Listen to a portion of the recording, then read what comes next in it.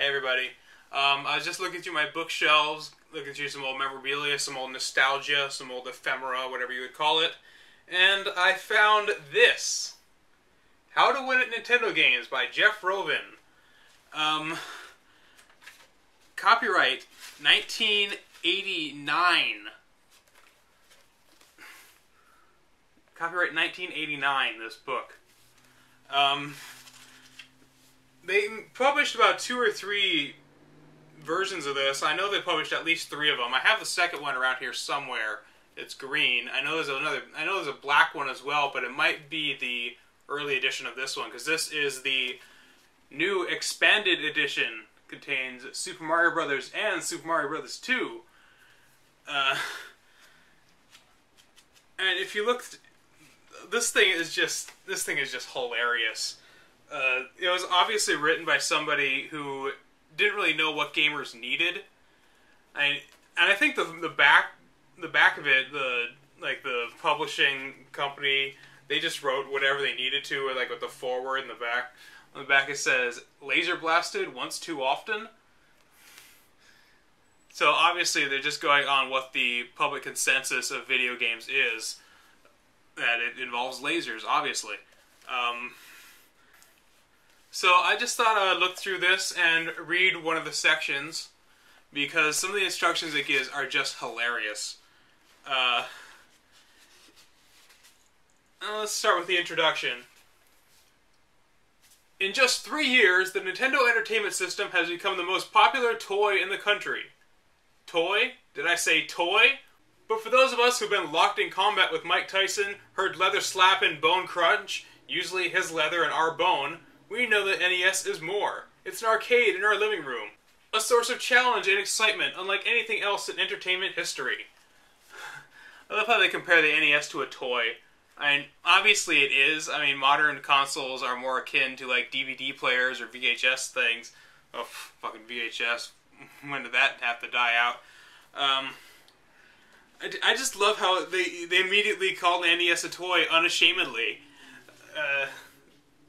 And then, of course, when your parents got a new camcorder and everything, it's the new cool piece of technology, but they'd always say to you, "This is not a toy. You're not to play with this. Go play with your electronic NES video game toy." It's also a status symbol. Code words, strategies, and special maneuvers are more highly coveted than Willy Wonka's golden tickets. How many times have friends refused to share secrets with you? No matter how much you begged or pleaded, they wouldn't tell you a thing. Or they'd tell you the wrong thing just to make you suffer. Code words. I guess that's what they called passwords back then. Passcodes, code words. Well, you'll never have that problem again. Now you can be the top dog. This book will teach you everything you need to know about becoming a man, a master at Nintendo games. That's just a sad acronym. I would make an I am a man joke, but it seems a bit obvious. What follows are strategies on how to win the 30 most popular Nintendo games, 40 in the expanded edition, games that can be played with the basic Nintendo unit, the console, and a controller. So no peripherals like a track meet or D-pad hero. Each game section is broken into 20 categories. I just love how they separate all these games into 20 simple categories. Really, you could get it down to 5 if you were just more concise. Type what kind of game it is, such as aerial combat, martial arts, swords and sorcery quest. This is before they had actual genres for video games. They just compared them to book genres. Objective, a brief summary of the storyline. Layout, a verbal map of what the screen looks like. Oh yeah, there's no pictures anywhere in this book. Nowhere. No pictures in this book. It's a strategy guide for video games with no pictures. Think about how descriptive this must be to get away with having no pictures in it. You're wrong. Layout, a verbal map of what the screen looks like. Scroll, how you move. They have a whole section about how you move. Heroes' powers, what you can do to your enemies. Heroes' weaknesses, what your enemies can do to you. About your enemies, the names and specific powers of each of your enemies. It just has the names, it doesn't have the actual descriptions of them, so if you don't know what they are, you're screwed. Menu, what kind of game variations there are. Timer, what you're playing against. This includes the clock, running out of energy, specific number of foes, etc. I don't really think that counts as a timer. Scoring, what you need to decimate, defeat, or discover to earn points. I love the alliteration there. Patterns, whether any scenery, obstacles, or characters repeat. Beginner strategy, what a new player should know in order to become an advanced player. Advanced strategy, what the advanced player needs to know how to win or improve his or her score. Par, what an average player should be able to achieve. NES Advantage, how the Nintendo Super Joystick affects play. Note, we haven't bothered with an entry for the Mega Controller, the NES Max. That one makes things too darn easy. It's a turbo controller. Yeah, it makes things easier, but come on. It's a matter of what you're comfortable with. Wasn't the NES Max the giant one, or the NES Advantage? Wasn't the NES one... The NES Advantage was the big one with the joystick on it. I hated that thing. I would try to play with it, and I was like, can I have the regular controller, please? I didn't like the joystick, I didn't like the turbo pads, I was just better with the regular controller. Training tips, things you can do to improve your performance overall. Rating, how good is the game anyway? Just in case you don't have any of the cartridges we talk about, our ratings will just help you decide whether or not it's one you might want to purchase. Just thinking about how anachronistic and outdated this book is. You'll find that many of the strategies that apply to these games can be used in other games not covered in this book. For example, if you master Mike Tyson's Punch-Out, Ring King isn't going to give you much trouble. The same is true for Kung Fu and Karate Champ. And here's the big clincher. At the same time, we're not going to give away every secret to every game. If we did, there'd be no reason for you to play it. This book would also weigh more than a herd of Gleeoks. In most cases, once you get in tune with the kinds of tricks and traps the designers have put into the games, you'll be able to figure out the rest. Naturally, the further you get in each game, the better your hand and eye coordination and reflexes will become, and whatever the game, those are the most important skills of all. Enjoy. Oh, man. Again, no pictures. When I had my Game Pros and my Game Players magazines, I would just go through and look at the pictures of the games and be able to understand what was happening. No pictures, not even any diagrams, any ASCII diagrams. Which I'm sure the fact that there's no pictures in it would keep the printing costs down. This thing's only $5 in Canada, $4 in the U.S. Why did I say Canada first? Well, let's see what games are listed here. If there's any specific game you want me to go through in a later video, just leave a comment below. We have Alpha Mission, Arkanoid, Balloon Fight, Breakthrough, Castlevania, Commando, Contra, Deadly Towers, Double Dribble, Excite Bike, Ghosts and Goblins, Gradius, Ikari Warriors, Karnov, Kid Icarus, Kid Nicky, Kung Fu, Legend of Cage, some might call it Legend of Kage, Mega Man, Metroid, Mike Tyson's Punch-Out, Pro Wrestling, Rad Racer, Russian Attack, Solomon's Key, Spy Hunter, Top Gun, Urban Champion, World Runner, Zelda 2 The Adventure of Link, and then the 10 additional ones. They didn't even bother to list them in alphabetical order with the new ones, they just added them to the end. Bubble Bobble, Jackal, Joust, Life Force, Metal Gear, Mickey Mousecapade, Spelunker, Super Mario Bros., Super Mario Bros. 2, and Wizards and Warriors. Oh, man.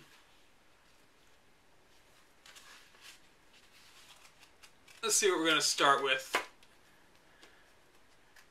I know the second edition contains Bionic Commando, and I think Milon's Secret Castle. I really should see if I can find that somewhere, because I'm sure that has even more great stuff in it. I remember the Super Mario Bros. Chapter was overly detailed. Chapter 38, Super Mario Bros. Type, quest through a cartoon fantasy land. Again, it doesn't say anything about whether it's side-scrolling, whether it's a platformer, whether it's an adventure game. No, it's just quest through a cartoon fantasy land. That could be Legend of Zelda, really. That could be Kirby. Objective. You are Mario, a citizen of the Mushroom Kingdom. ... A realm that has been invaded by the Koopas, a horde of insidious turtles. Led by King Bowser, the Koopa have turned all the mushroom people, except Mario of course, into such unpleasant objects as plants, stones, and bricks. What's more, they've abducted Princess Toadstool. She alone has the power to undo the evil spells wrought on her subjects. Not a lot of people know that. When you're going through the level and you're destroying the blocks, you're killing people. That's why the clouds and the bushes, that's why they all have eyes. Layout. Mario travels horizontally across the screen, with occasional vertical drops into different horizontal regions. The Mushroom Kingdom is comprised of 8 separate realms, each of which has 4 different levels. Hero's powers. Mario is an ordinary kind of guy, until he snacks on power boosters. Power boosters. Power booster mushrooms turn him into Super Mario, a larger version of himself, which can leap high, ... and thus obtain the fire flower that will turn him into Fiery Mario. Why do you need an ellipsis there? Finally, there is the Starman. If Mario catches one, he becomes Invincible Mario for a full half-minute. I don't think that's a half-minute. I think it's about 10 seconds. You're off there by about a factor of 3. Note, Mario can become Invincible Mario without having to first become Super Mario. Thank you for that clarification. There are also 1-up mushrooms, which bestow an extra life. And collecting enough coins, 100 of them, will also reward you with another Mario in the stockpile. Why couldn't they just say extra life again? It's like they have a requirement they have to use a thesaurus or something.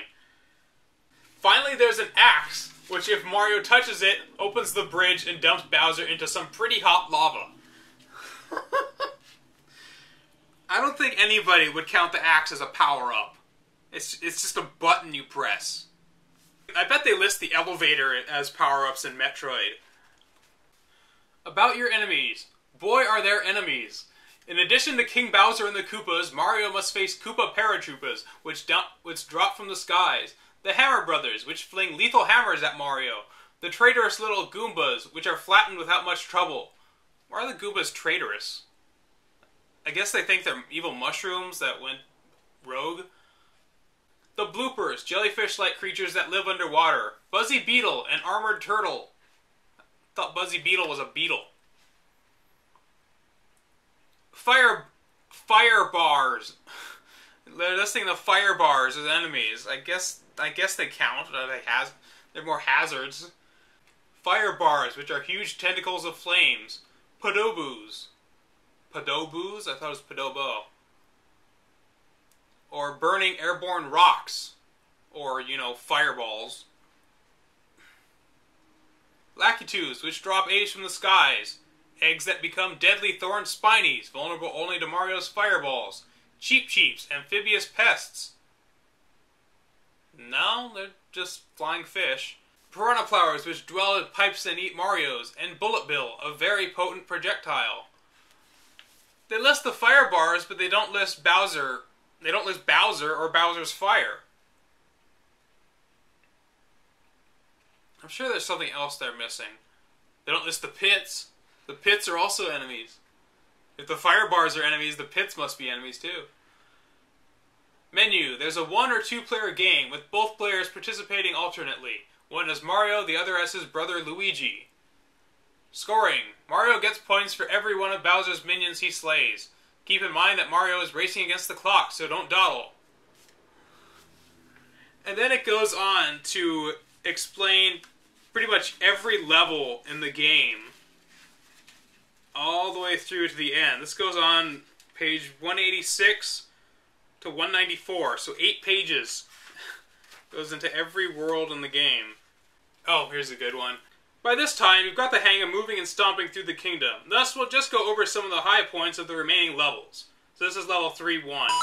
In level 3, the block after the elevator has a power booster in it. It's a fucking mushroom! The challenge here is that the elevators after the block move from side to side. Obviously, you jump while the two are still coming toward one another and are quite close together. On the 4th level, when you come to the first flaming tentacle, sounds vulgar, wait until it's in the 8 o'clock position, jump onto the ledge, A up into the block, grab the power booster, and run ahead.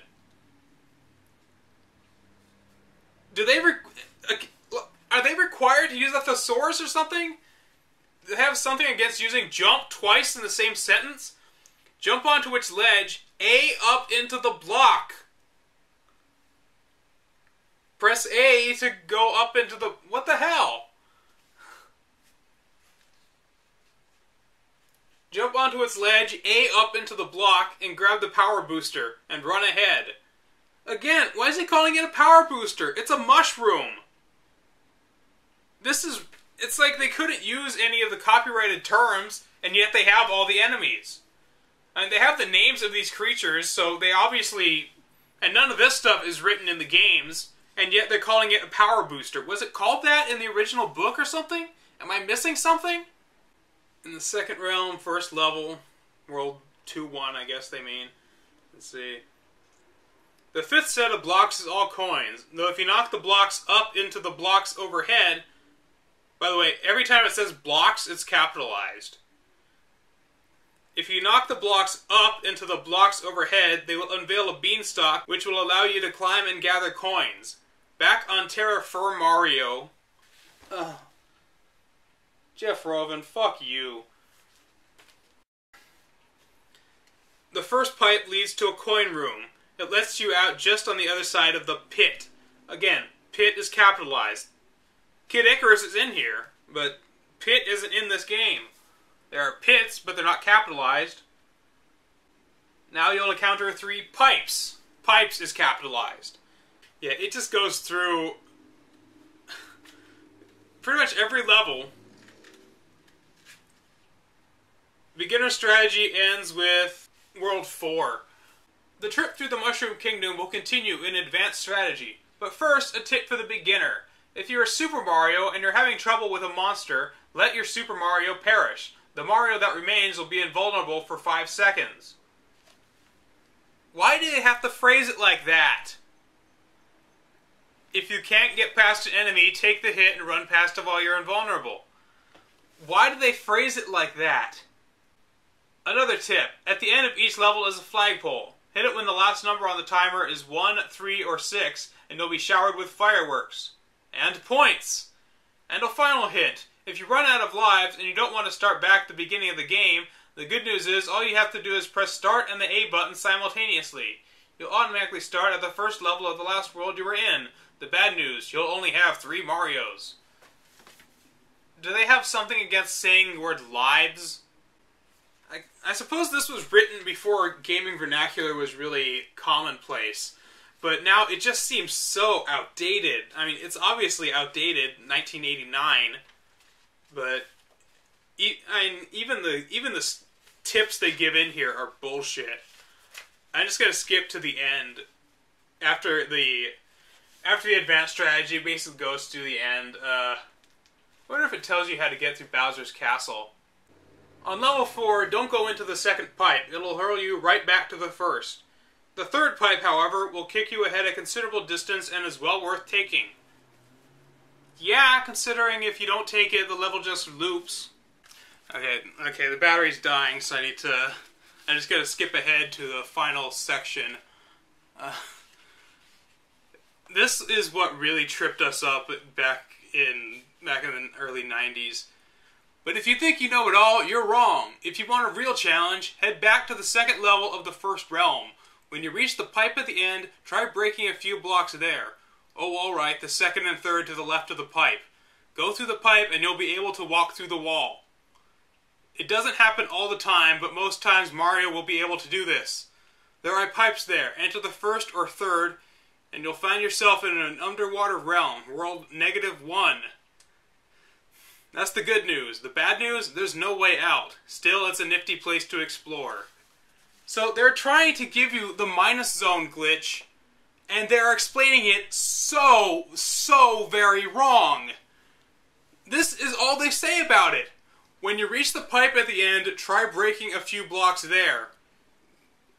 They thought that would have been enough. And then they thought, okay, if you twist our arm, we'll say, break the second and third to the left of the pipe. You need to know that. Go through the pipe and you'll be able to walk through the wall.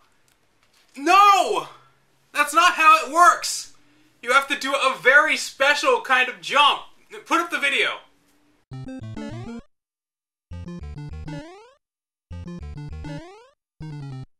See, that's how you have to do it. It doesn't work that way.